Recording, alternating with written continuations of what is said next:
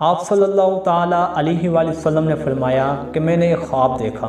خواب میں دیکھتا ہوں کہ دو فرشتے میرے پاس آئے اور مجھے پہاڑوں کی طرف لے کر چلے گئے۔ جب میں وہاں پہنچا تو مجھے چیخنے چلانے کی آوازیں آئی، تو میں نے فرشتوں سے پوچھا کہ اے فرشتوں، یہ کن کی آوازیں ہیں؟ فرشتوں نے عرض کی، یا رسول اللہ صلی اللہ تعالیٰ علیہ وآلہ وسلم، یہ وہ لوگ ہیں جن پر اللہ تبارک و تعالیٰ کا عذاب ہو رہا ہے۔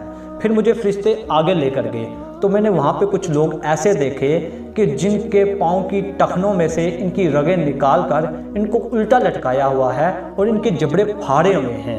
تو میں نے فرشتوں سے پوچھا، فرشتوں یہ کون لوگ ہیں جن پہ اللہ تبارک و تعالیٰ کا اتنا سخت عذاب ہو رہا ہے؟ فرشتوں نے عرض کی، یا رسول اللہ صلی اللہ تعالیٰ علیہ وآلہ وسلم، یہ آپ کے امت کے وہ لوگ ہیں جو ابھی روزہ افطار ہوتا ہی نہیں تھا، یہ پہلے ہی افطاری کر دیتے تھے۔ ابھی افطاری کا وقت شروع ہی نہیں ہوتا، یہ پہلے ہی افطار کر لیتے تھے۔